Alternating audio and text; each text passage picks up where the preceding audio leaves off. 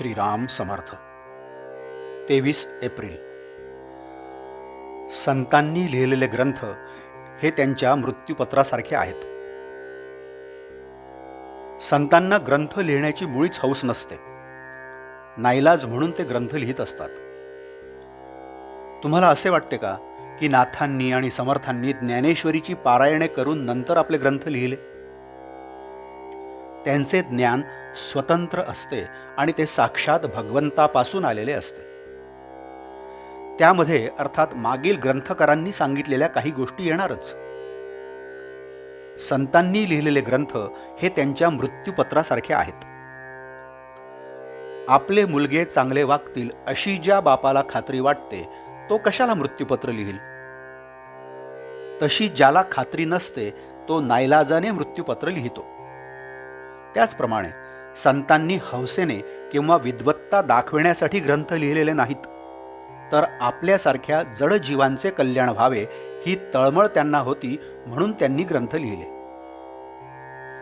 पोथी, पुराणे, सत्पुरुषांचे ग्रंथ यांचा आपल्या जीवनाशी निकट संबंध असतो. असल्या ग्रंथांमध्ये ज्याचा व्यवहारामध्ये उपयोग करता येतो असा वेदांत सांगितलेला असतो. आपल्याला सुचणार नाहीत इतक्या शंका समर्थांनी घेऊन त्यांची उत्तरे दासबोधात दिली आहेत. परमार्थ न ऐकणारा दोषी आहे, पण तो ऐकत नसताना त्याला सांगणारा त्याहूनही दोषी समजावा. हा दोष पत्करूनही संत जगाला परमार्थ सांगत असतात, त्याचा फायदा करून घ्यावा. ग्रंथ वाचित असताना ध्येय जर परमार्थ प्राप्ती हे असेल तर त्यासाठी त्या ग्रंथात साधन कोणते सांगितले असेल इकडे लक्ष असावे. साधनाची योग्य निवड झाली की साध्य साधेलच. ज्या विषयात पारंगत व्हायचे तीच पुस्तके वाचणे जरूर असते.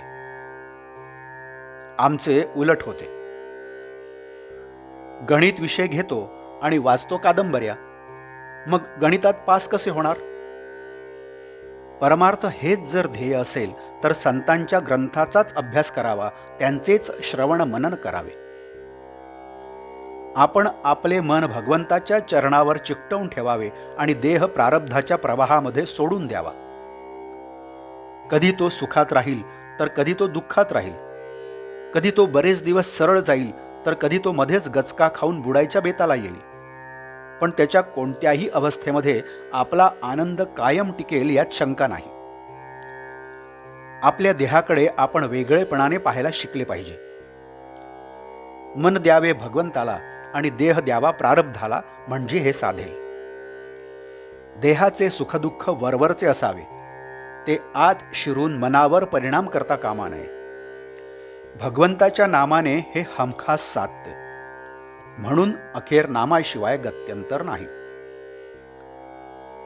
आजचे बोधवाक्य. संताच्या ग्रंथाचा खरा अर्थ कृतीनेच कळेल. जानकी जीवन स्मरण जय जय राम. नमस्कार. कृपया चॅनलला सबस्क्राईब करावं. धन्यवाद.